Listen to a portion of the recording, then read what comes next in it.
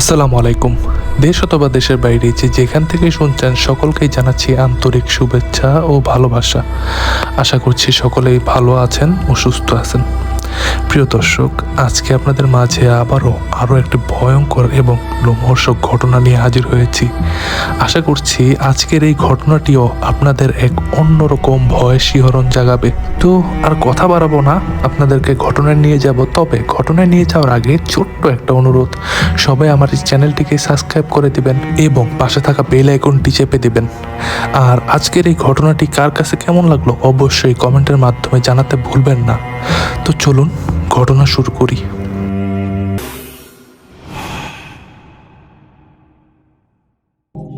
এখন যে ঘটনাটি শেয়ার করব, এই ঘটনাটি আমাদেরকে পাঠিয়েছেন সাহাব মোহাম্মদ ভাই। ওনার বাড়ি বগুড়া জেলার কোন একটি গ্রামে। আর এই ঘটনাটি উনি শেয়ার করেছেন, এটি ঘটেছে ওনার এক চাচার সাথে। ওনার চাচা পেশায় একজন ব্যবসায়ী ছিলেন। ওনার এই ব্যবসার কাজে দেশের নানা জায়গায় যাতায়াত করতে হতো। মাঝে মাঝে এমন হতো ওনার এই ব্যবসার কাজ শেষ করে বাড়ি ফিরতে অনেক রাত হয়ে যেত। তো এমনই এক রাত, সময়টা তখন 2004 সালের ডিসেম্বরের মাস। উল্লেখ্য, তখনও পর্যন্ত নাকি তাদের ওই গ্রামের মধ্যে বিদ্যুৎ সব জায়গাতে পৌঁছায়নি। আর এই কারণেই সন্ধ্যার পরপরই ওই গ্রামের মধ্যে নেমে আসতো এক অস্বাভাবিক নিস্তব্ধতা। কারণ ওই গ্রামে বিদ্যুৎ না থাকায় অধিকাংশ মানুষই তাড়াতাড়ি খাওয়া দাওয়া করে তাড়াতাড়ি ঘুমায় পড়ে। এই চাচার বাড়িটা ছিল আবার গ্রামের অনেকটা ভিতরে। তো ওই রাতে উনি ব্যবসার কাজ শেষ করে বাড়িতে ফিরছিলেন। তো প্রতিবারের মতো এইবার উনি মেন রাস্তা থেকে নেমে হাঁটতে শুরু করলেন বাড়ির উদ্দেশ্যে। ওনার বাড়িটার সামন দিক দিয়ে আবার বয়ে গেছে একটা ছোট খাল, আর এই খালটার উপরেই একটা সাঁকো দেওয়া আছে। চাচা যখন হাঁটতে হাঁটতে বাড়ির সামনে ওই বাঁশের সাঁকোর কাছে চলে আসলেন, তখন ওনার শরীরের মধ্যে একটা অন্যরকম অনুভূতি বয়ে গেল। এরকম অনুভূতি ওনার আগে কখনো হয়নি। উল্লেখ্য, ওই রাতটা ছিল শীতের রাত, চারপাশে কুয়াশার চাদর বয়ে গেছে, আশপাশটাও এরকম ঠিকভাবে বোঝা যাচ্ছিল না। যাই হোক, উনি আল্লাহ রসুলের নাম নিয়ে সাঁকোর উপরে উঠলেন। সাঁকোর মাঝামাঝি যখন উনি গেছেন, তখন উনি একটা জিনিস লক্ষ্য করেন। উনি লক্ষ্য করেন যে এই সাঁকোর নিচের দিক থেকে একটা আওয়াজ ভেসে আসছে। আওয়াজটা এরকম যেন পানির মধ্যে কোনো একটা কিছু ঝাপটা ঝাপটি করলে যেরকম হয়, এরকম একটা শব্দ ভেসে আসলো। তো উনি প্রথম দিকে এই জিনিসটা মনে করছেন হয়তোবা খাল দিয়ে কোনো বড় মাছ যাচ্ছে আর এই মাছটাই এরকম শব্দ করছে। উনি বিষয়টা স্বাভাবিক নিলেন, কারণ ওই রাস্তাটাই ছিল ওনার যাতায়াত করার রাস্তা। এই দিক দিয়ে উনি প্রতিনিয়তই যাতায়াত করেন, কোন রকম কোনো ভয়ের ঘটনা কখনো ঘটেনি। তো উনি স্বাভাবিকভাবেই ওইটাকে মাছ মনে করে সাঁকোতে হাঁটা শুরু করলেন। তো উনি সাঁকোর শেষ প্রান্তে যখন চলে আসলেন, তখন ঘটলো আরেক ঘটনা। ওই খাল পাড়ের নিচ দিক থেকে একটা ফিক করে কর্কশ একটা হাসির শব্দ ভেসে আসলো ওনার কানে। চাচার ভাষ্য মতে এরকম কর্কশ আর বিচ্ছিরি হাসি উনি ওনার জীবনে কখনো শুনেননি। এই হাসির শব্দ শুনে উনি থমকে গেলেন। চারিদিকে কুয়াশা, আশেপাশে কোনো কিছুই দেখা যাচ্ছে না। আর এর মধ্যে এরকম কর্কশ আর বিকৃত হাসি শুনে উনি বুঝে উঠতে পারছিলেন না উনি কি করবেন। তখন এমতো অবস্থায় ওনার মনে হলো যে ওনার কাছে তো টর্চ লাইট আছে, কারণ উনি যেহেতু প্রায় রাতে বাড়ি ফিরেন, সেহেতু ওনার কাছে একটি টর্চ লাইট রাখতেন। আর এই টর্চ লাইটের কথা মনে হতেই উনি ব্যাগ থেকে টর্চ লাইটটা বের করে ওই খালপাড়ের দিকে মারলেন। আর খালপাড়ের দিকে টর্চ লাইটের আলো ফেলতেই উনি যে জিনিসটা দেখলেন, এইটা দেখে ওনার হাত পাও একদম জমে গেল, কারণ এর আগে উনি এরকম ভয়ঙ্কর দৃশ্য কখনো দেখেননি। উনি দেখতে পান ওই খালপাড়ের মধ্যে একটা মহিলা অবয়ব। উনি লাইটের আলোতে স্পষ্ট দেখতে পেলেন যে ওই মহিলা অবয়বের পায়ের গোড়ালি অবধি তার মাথার চুল পৌঁছে গেছে। এতই লম্বা তার চুল ছিল, এবং এই চুলগুলা বেশ উস্কো খুস্কো এবং ময়লা। এই মহিলা অবয়বটা ওনার দিকে পিছন ফিরে ওইখানে দাঁড়িয়েছিল। আর এই মহিলা অবয়বের পরনে ছিল একটা সাদা শাড়ির মতো কিছু একটা। আর এই মহিলা অবয়বের দূরত্ব এই চাচার থেকে মাত্র 5 থেকে 6 হাত। চাচা আরো খেয়াল করলেন এই অবয়বটার গায়ের রং কুচকুচে কালো, এবং তার হাতের যে নখগুলা বেশ বড় বড় এবং ধারালো টাইপের। চাচা আর বুঝতে বাকি রইল না এটা যেন একটা কোনো পিশাচিনী অথবা কোনো খারাপ জিন এইখানে অবস্থান করছে। এসব কিছুর মধ্যে চাচা লক্ষ্য করলেন ওই পিশাচিনীটা শূন্যে ভেসে ওনার দিকে ধেয়ে আসছে। চাচা তখন আল্লাহু আকবার বলে এক চিৎকার দিয়ে দৌড়ানো শুরু করলেন। উনি ওই জায়গা থেকে এক দৌড়ে ওনার বাড়িতে বাড়ির আঙিনায় চলে এসে চিৎকার শুরু করেন। তো ওনার চিৎকার শুনে ওনার স্ত্রী সহ বাড়ির আরো সকল মুরব্বীরা বের হয়, আর সবাই বাহিরে এসে দেখতে পায় উনি উঠানের মধ্যে পড়ে আছেন। তো ওনাকে উঠানের মধ্যে এমন অবস্থায় পড়ে থাকতে দেখে সকলে ধরাধরি করে ঘরের ভিতরে নিয়ে যায় এবং ওনাকে সেবা সুস্থতা করতে থাকে। এর বেশ কিছুক্ষণ পরে চাচা স্বাভাবিক হয়েও যান এবং স্বাভাবিক হয়ে সমস্ত ঘটনা বাড়ির সবাইকে খুলে বললেন। এরপর চাচা লক্ষ্য করলেন বাড়ির সবার চেহারার মধ্যে কিরকম একটা চিন্তার ছাপ ভেসে আছে এবং সকলেরই মুখ কিরকম গম্ভীর হয়ে আছে। তো উনি সবাইকে জিজ্ঞেস করেন, কি হয়েছে, তোমাদের কি সমস্যা? তখন ওই চাচার স্ত্রী বলেন যে ওনার একটা ছোট মেয়ে ছিল, 5 কি 7 বছর বয়স হবে। ওই মেয়েকে নাকি আজ সন্ধ্যার পর থেকে কোথাও খুঁজে পাওয়া যাচ্ছে না। এই কথা শুনে চাচার বুকের মধ্যে ধড়াস করে উঠল। চাচার মনে এক অজানা ভয় সৃষ্টি হয়ে গেল। চাচার কেন জানি মনে হতে থাকলো একটু আগে উনি যে পিশাচিনীকে দেখে এসেছেন, ওনার বাচ্চাটাকে ওই পিশাচিনী কোনো ক্ষতি করেনি তো। এই চিন্তা করে উনি বললেন, আল্লাহ তুমি রক্ষা করো, সকল বালা মুসিবত দূর করো, যেটা আমার মনের মধ্যে উকি দিচ্ছে এইটা যেন কোনো মতেই না হয়। এই কথা বলে চাচা কাউকে কোনো কথা না বলেই বাড়ির কয়েকজন সদস্যকে নিয়ে ওই সাকুর কাছে চলে যেতে থাকেন। চাচা সবাইকে নিয়ে ওই খাল পাড়ে গিয়ে ওই খালের মধ্যে ওনার মেয়েটাকে খোঁজ করতে লাগলেন। খোঁজ করতে করতে হঠাৎ একটা সময় একটা বাচ্চার দেহ পাওয়া গেল। দেহটার অবস্থা ক্ষত বিক্ষত, জায়গায় জায়গায় আঁচড়ের চিহ্ন হয়, আর দেহটার মাথাটা কাদার মধ্যে গেঁথে রাখা। এইটা দেখে চাচা চিৎকার দিয়ে কেঁদে উঠলেন। তখন কি করার, সকলে মিলে ওই দেহটাকে ওইখান থেকে উদ্ধার করলো। উদ্ধার করে বাড়িতে নিয়ে গেলেন। বাড়ির সকলের মধ্যে একটা শোকের ছায়া নেমে আসলো। এরপরে ওই বাচ্চাটাকে গোসল করে জানাজা করে দাফন করা হলো। এরপর 2 দিন কেটে গেল। 2 দিনের মধ্যে আর কোনো অস্বাভাবিক ঘটনা ঘটেনি। 2 দিন পরে চাচা হঠাৎ এক রাতে স্বপ্নে দেখেন যে ওই রাতে দেখা পিশাচিনীটা ওনার বাচ্চা মেয়ের দেহটাকে ছিঁড়ে ছিঁড়ে খাচ্ছে এবং ওনার দিকে তাকিয়ে ওনাকে এক টলা গোশত হাত বাড়িয়ে দিচ্ছে এবং ভয়ানক এক বিকঘুটে হাসি দিচ্ছে। এইটা দেখে চাচা এক চিৎকার দিয়ে ঘুম থেকে উঠে যান এবং এই সমস্ত ঘটনা ওনার বাড়ির মানুষদেরকে বলেন। ওই রাতে কি দেখেছিলেন এই কথাও সকলকে বলেন। এরপরে ওই রাত কেটে যায়। এর পরের দিন সন্ধ্যাবেলা ওই চাচি মানে চাচার স্ত্রী বাড়ির কাজ ছেড়ে এখনো ঘরের মধ্যে ঢুকেননি, বাড়িতে ঘরের মধ্যে ঢুকবেন ঠিক তখনই ওই খালপাড়ের ওদিক থেকে ওনার মেয়ে হেঁটে হেঁটে এসে বলতেছে, মা আমাকে বাইরে রেখে যেও না মা, আমার খুব কষ্ট হচ্ছে মা, তুমি আমার কাছে চলে এসো। এটা দেখে চাচি হাউমাউ করে কাঁদতে শুরু করলেন। আর চাচির কান্নার শব্দ শুনে বাড়ির আরো মানুষজন চলে আসেন চাচির কাছে। চাচাও তখন বাড়িতে ছিলেন, চাচাও চলে আসলেন। এরপরে চাচি সমস্ত কথা খুলে বললেন। এটা খুলে বলার পরে চাচা বুঝতে পারেন এটা কোনো স্বাভাবিক ব্যাপার না। তো এই চিন্তা করে উনি চিন্তা করলেন ভালো কোনো ওঝা কবিরাজের শরণাপন্ন হতে হবে। তো এর পরের দিনই চাচা এক ভালো মৌলানা সাহেবের কাছে গেলেন। ওনাদের এলাকার মসজিদের ইমাম, ওনার কাছে গিয়ে সমস্ত বৃত্তান্ত খুলে বললেন। ওই ইমাম সাহেব আবার এই সমস্ত জিন ভূতের চিকিৎসার জন্য টুকটাক কাজ কাম করতেন আর কি। এলাকার মানুষকে ঝাড়ফুঁক করতেন, তাবিজ কবজ দিতেন, এই আর কি। সকলে জানতো উনি টুকটাক ঝাড়ফুঁক জানান। তো এই বিষয়টা উনি শুনলেন এবং ওই চাচাকে বললেন, আসলে এই ব্যাপারটা তো এভাবে বলা যায় না, এর মধ্যে তো অনেক জটিল ব্যাপার থাকে। তবে আমার মনে হয় এই ধরনের ঘটনার মধ্যে কালো জাদুর সংক্রমণ ছাড়া এই ধরনের ঘটনা ঘটে না, হুট করে কোনো সমস্যা সৃষ্টি হয় না। নিশ্চয়ই এর পিছনে কালো জাদুর সংক্রান্ত কোনো ব্যাপার থাকলেও থাকতে পারে। এই পরামর্শ চাচাকে ইমাম সাহেব জানালেন। তো ইমাম সাহেবের সাথে কথা শেষ করে চাচা বাড়ি ফিরলেন। বাড়ি ফিরে ওনার স্ত্রীকে জিজ্ঞেস করলেন যে, আমি যখন বাড়িতে ছিলাম না তখন কি আমার অনুপস্থিতিতে এমন কেউ এসেছে যাকে সন্দেহ করা যায়? ওনার স্ত্রী জানালেন, না এমন তো কেউ আসে নাই বাড়ির মধ্যে, তবে তুমি এবার বাহিরে যাওয়ার পরে তোমার বোন এসেছিল আমাদের বাড়িতে এবং তোমার বোনের হাবভাব এবার জানি কিরকম অন্যরকম লাগলো। অন্যান্য বারের থেকে এবার কিরকম একটু বেশি যত্ন করছিল আমাদের মেয়েকে। এই কথা শুনে চাচা জিজ্ঞেস করলেন যে, এছাড়া আর অন্য কোনো অস্বাভাবিক ব্যাপার তুমি লক্ষ্য করেছো কিনা? তখন ওই চাচি বলল, উনি এবার ওনার সাথে করে একটা ছোট আম গাছ নিয়ে এসেছিলেন এবং ওই আম গাছটা খালপাড়ের ওদিকেই কোথাও উনি লাগিয়ে দিয়ে গেছেন। তো এই সমস্ত কথা চাচা শোনার পরে ওনার মনের মধ্যে আসলে ব্যাপারটা অস্বাভাবিক ইঙ্গিত দিল। তো উনি ওই ইমাম সাহেবের কাছে গিয়ে এই সমস্ত কথাও ইমাম সাহেবকে জানালেন। তো ইমাম সাহেব সব শুনে ওই চাচার সাথেই চাচার বাড়িতে আসলেন এবং আরো 2-4 জন সহ ওই খালপাড়ে গিয়ে আশেপাশে খোঁজ করতেই সত্যি একটা ছোট্ট আম গাছের চারা রোপণ করা অবস্থায় পেলেন। তো ওই আম গাছটাকে দেখার পর ইমাম সাহেব ওই জায়গাটাকে খুঁড়তে বললেন এবং আম গাছটাকে তুলে আনতে বললেন।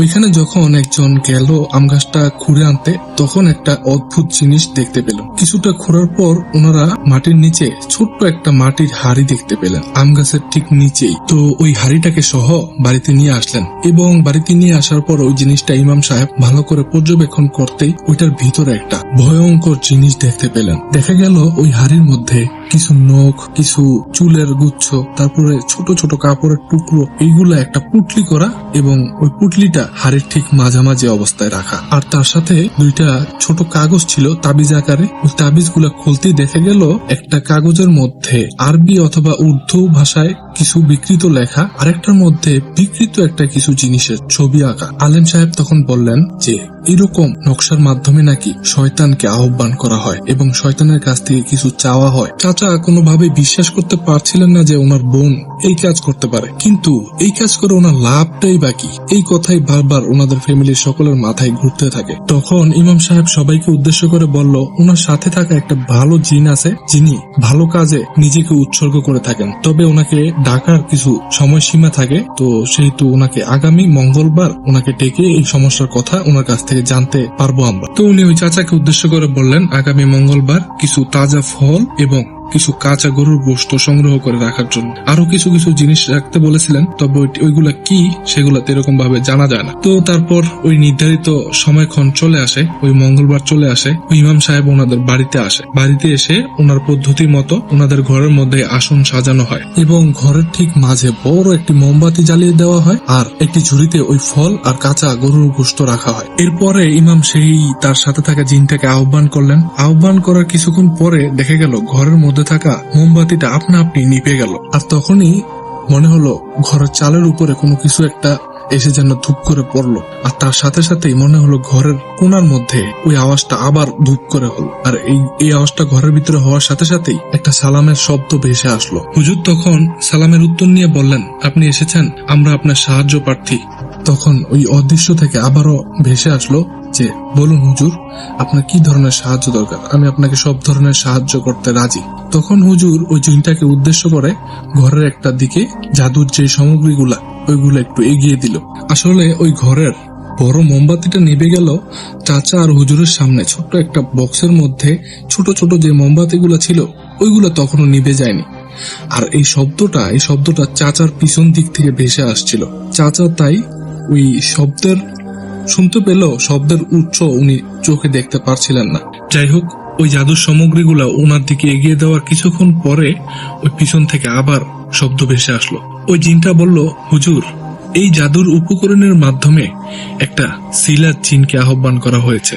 এই জিনটা ধ্বংসাত্মক এক নারী জিন, আর এই জিনটা খুদ ইবলিশের হুকুমে কাজ করে।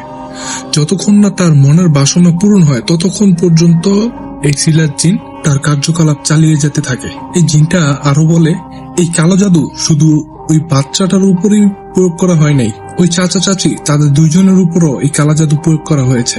এখন ওই বাচ্চাটাকে তো সিলাত জিন নিয়ে গেছে, এখন এই চাচা চাচির পালা। আর এই জাদুর উদ্দেশ্য হলো এদের তিনজনের জান উৎসর্গ করে ওই সিলাত জিনের কাছে বিশেষ সাহায্য প্রার্থনা করা। তখন হুজুর ওই জিনটাকে উদ্দেশ্য করে বললেন যে, তো এখন এই কালা জাদু কাটানোর উপায় কি? জিনটা তখন ওই হুজুরকে উদ্দেশ্য করে বললেন যে, এই কালা জাদু কাটানোর উপায় আমার জানা নেই। হুজুর তখন ওই জিনটাকে বললেন যে, কোনো না কোনো উপায় তো আছেই। তখন ওই জিনটা কিছু সময় চুপ করে থেকে বলল, হুজুর, আমার বংশের সবচাইতে প্রবীণ জিন যার নাম সাকার জিন সম্পর্কে আমার দাদা, হয়তোবা ওনার কাছে এই বিষয়ে কোনো পরামর্শ থাকলেও থাকতে পারে। তখন হুজুর বললেন যে, তো যাও, তুমি তার সাথে আলোচনা করে আসো। তখন ওই জিনটা কিছু সময়ের জন্য হুজুরের কাছ থেকে বিদায় নিলেন এবং প্রায় আধা ঘন্টা পরে আবার সেই টিনের চালের উপর ধূপ করে শব্দ, তারপরে আবার ফ্লোরের মধ্যে ধূপ করে শব্দ, আর তার সাথেই সালামের শব্দ ভেসে আসলো। হুজুর এবং ওই চাচা বুঝতে পারলেন জিনটা আবারও এসে হাজির হয়েছে। হুজুর ওই জিনটাকে উদ্দেশ্য করে জিজ্ঞাসা করলেন যে, কোনো উপায় কি পেয়েছেন? আপনার দাদা কি এই বিষয়ে কোনো পরামর্শ দিতে পেরেছে? তখন ওই জিনটা অন্ধকারের মধ্যে সূক্ষ্ম আলোক রেখার মতো একটা পথ বলতে শুরু করলেন। জিনটা বলছে, এই সিলাত জিন ইফরিত জিনের থেকেও বেশি চালাক এবং ধ্বংসাত্মক, কিন্তু কালের নিয়ম পাল্টানোর সাধ্য কারো কাছেই নেই। কোন শয়তানি আল্লাহর সাথে নাফরমানি করে পেরে উঠবে না। একমাত্র আল্লাহই সর্বশক্তিমান এবং আল্লাহই পরম করুণাময়, অসীম দয়ালু। এই সিলাত জিনকে থামানোর একটাই উপায় আছে, এই সিলাত জিনকে আহ্বান করার জাদুর সামগ্রী যদি ধ্বংস করে দেওয়া হয় তাহলেই একমাত্র তাকে থামানো যাবে। তখন ওই ইমাম সাহেব বলে উঠল যে, আপনার সামনেই তো দিয়েছে এই কালা জাদুর উপাদান, দেন আপনি সব ধ্বংস করে। জিনটি এই কথা শুনে বলে উঠল, হুজুর, এই কালা জাদু তো কেবল একটা ছোট অংশ। এই কালা জাদুর আরো একটি বড় অংশ রয়েছে, সেটাকে ধ্বংস করতে হবে। আর তখনই কেবল একমাত্র এই বিপদ থেকে উদ্ধার হওয়া সম্ভব। হুজুর তখন ওই জিনটাকে উদ্দেশ্য করে বলে উঠল, আপনি কি আমাকে এই কালা জাদুর উপাদান খুঁজে বের করতে সাহায্য করবেন? জিনটা তখন বলে উঠল, হুজুর এটা তো আমার পরম সৌভাগ্য, আপনার সাথে থেকে এরকম একটা নিকৃষ্ট কাজ আমরা ধ্বংস করব, তাও আল্লাহর ইচ্ছায়। এটা আমার পরম সৌভাগ্য। জিনটা তখন সবাইকে উদ্দেশ্য করে বলে উঠল, আমরা যতক্ষণ না পর্যন্ত এই কালা জাদুর বাকি অংশ উদ্ধার করতে সক্ষম হচ্ছি, ততক্ষণ পর্যন্ত আপনারা কেউ ঘর থেকে বের হবেন না। কারণ এই সিলাত জিন আপনাদেরকে নানাভাবে মায়াজাল সৃষ্টি করে ঘর থেকে বের করানোর চেষ্টা করবে। কারণ এই সিলাত জিন ষড়যন্ত্রের দিক দিয়ে ইফরিত জিনের থেকেও বেশি শক্তিশালী। তাই সবাইকে আবারও বলছি, আপনারা কোনোভাবেই ঘর থেকে বের হবেন না।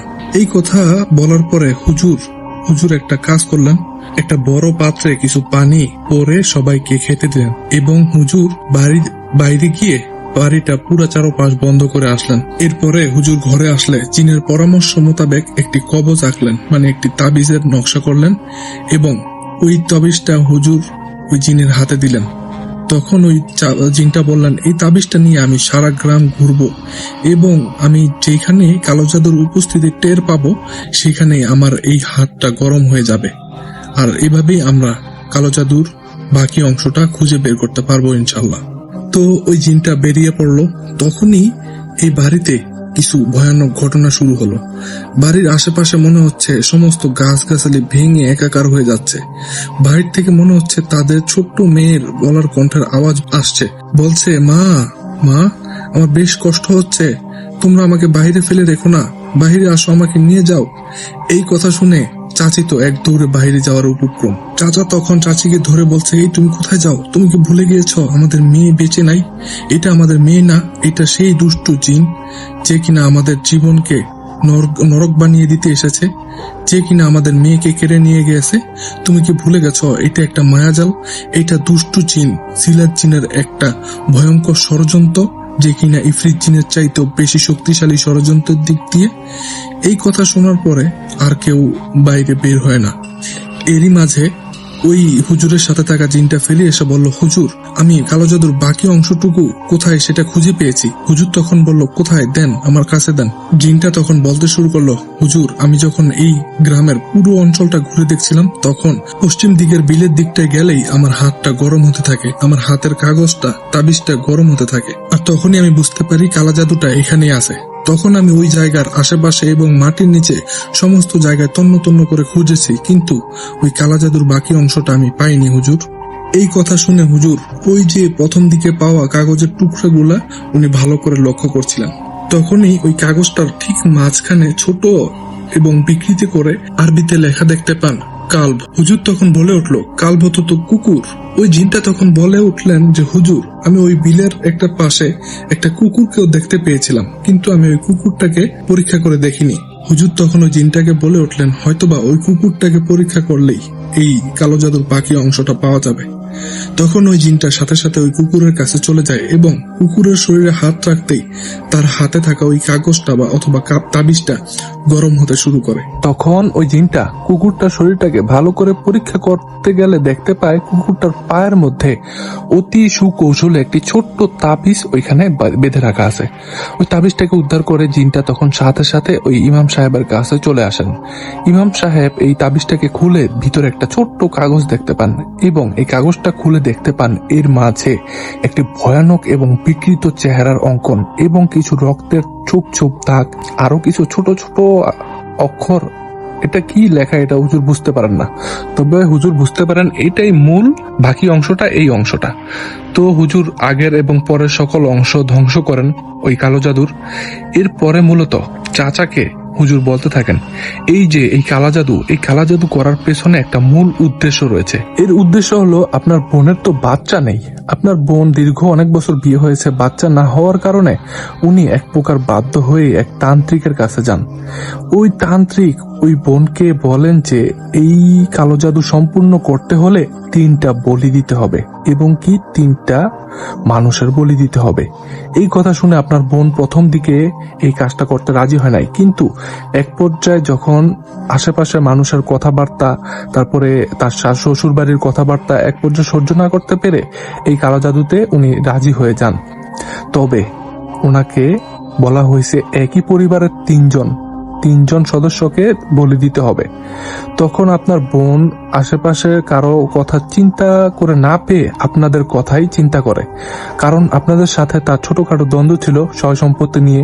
আর একইভাবে ওনারও একটি দাবি ওই যে ওই কবিরাজের যে বলি দিতে হবে। তো সেই সব মিলিয়ে ঝিলিয়ে আপনাদের পরিবারের উপরেই এই ভয়ানক এই সিলেট জিনকে চালনা করা হয় আপনাদেরকে হত্যা করার উদ্দেশ্যে। ওই সিলেট জিনকে আপনাদের জীবন উৎসর্গ করা হয়, আর এরই মাধ্যমে আপনার বোনের মনোবাসনা পূরণ হবে, আপনার বোন নাকি সন্তান লাভ করবে। এটাই ছিল মূল উদ্দেশ্য। এই কথা শোনার পরে ওই চাচা তো অঝোর ধারায় কান্না করতে থাকেন, কারণ তার একই রক্তের বোন তার সাথে এরকম একটা আচরণ করলো। যদিও বা এটার কোনো সুনির্দিষ্ট প্রমাণ নেই, কিন্তু এটা তো সত্যি, এটা তো বাস্তব, এটা চাচা বুঝতে পারছেন। এরপরে ওই বোনের সাথে এই চাচা সব রকমের সম্পর্ক ছিন্ন করেন এবং ওই চাচার পরিবারের থেকে ওই সমস্যা এই হুজুরের তদবিরের মাধ্যমে সম্পূর্ণভাবে নির্মূল হয়। আর এরপর থেকে চাচা আর কখনো রাতে বাড়ি ফিরেন না, যদি কখনো ফিরাত হয় তখন তাড়াতাড়ি দিনে দিনে ফিরে যান এবং এখন তারা ভালো আছেন, সুস্থ আছেন। তাদের আরো একটি ছেলে সন্তান হয়েছে, এখন তারা ভালো আছেন। তো এটাই ছিল মূলত ঘটনা। তো প্রিয় লিসেনার, কেমন লাগলো ঘটনাটি আপনাদের কাছে? অবশ্যই কিন্তু কমেন্টের মাধ্যমে জানাতে ভুলবেন না। যদি ঘটনাটি ভালো লেগে থাকে তাহলে এই ভিডিওটিতে একটি লাইক দিতে কিন্তু ভুলবেন না। আর আপনাদের সাথেও যদি এমন কোনো ঘটনা ঘটে থাকে, অথবা আপনাদের জানাশোনা এমন কোনো ভৌতিক কাহিনী থেকে থাকে, অথবা আপনাদের আশেপাশে কারোর সাথে ঘটে যাওয়া ঘটনা থেকে থাকে, আমাদেরকে শেয়ার করতে পারেন লিখে অথবা রেকর্ড করে আমাদের ইমেল অ্যাড্রেসে পাঠিয়ে দিতে পারবেন। আমাদের ইমেলটি বলে দিচ্ছি, horrorbanglatales@gmail.com। এই ইমেল ঠিকানায় আপনারা আমাদেরকে ঘটনা পাঠিয়ে দিন। তো প্রিয় লিসেনার, এই ছিল আজকের আয়োজন। আপনাদের কাছে আজকের এই এপিসোডটি কেমন লাগলো জানাতে কিন্তু ভুলবেন না। আর আমাদের একটি ফেসবুক গ্রুপ রয়েছে, চাইলে সেই গ্রুপে আপনারাও মেম্বার হয়ে যেতে পারেন। আর কি ধরনের ঘটনা আপনাদের পছন্দ, কি ধরনের ঘটনা শুনতে চান তা লিখে পোস্ট করতে পারেন, অথবা এই ভিডিওর কমেন্ট বক্সে কমেন্ট করতে পারেন। আমরা চেষ্টা করব পরবর্তীতে আপনাদের ইচ্ছে মতো, আপনাদের চাহিদা মতো ঘটনা নিয়ে হাজির হওয়ার। তো প্রিয় লিসেনার, এখনো যারা আমার চ্যানেলটিকে সাবস্ক্রাইব করেনি, আশা করব দ্রুত সাবস্ক্রাইব করে দিবেন এবং আমাদের পাশে থাকবেন। আর পাশে থাকার জন্য অবশ্যই বেল আইকনটি চেপে দিবেন। তো প্রিয় লিসেনার, এই ছিল আজকের আয়োজন। আজকের মতো বিদায় নিচ্ছি। সকলেই ভালো থাকবেন এবং সুস্থ থাকবেন, আর অবশ্যই আমাদের এই চ্যানেলের সাথেই থাকবেন। আল্লাহ হাফেজ।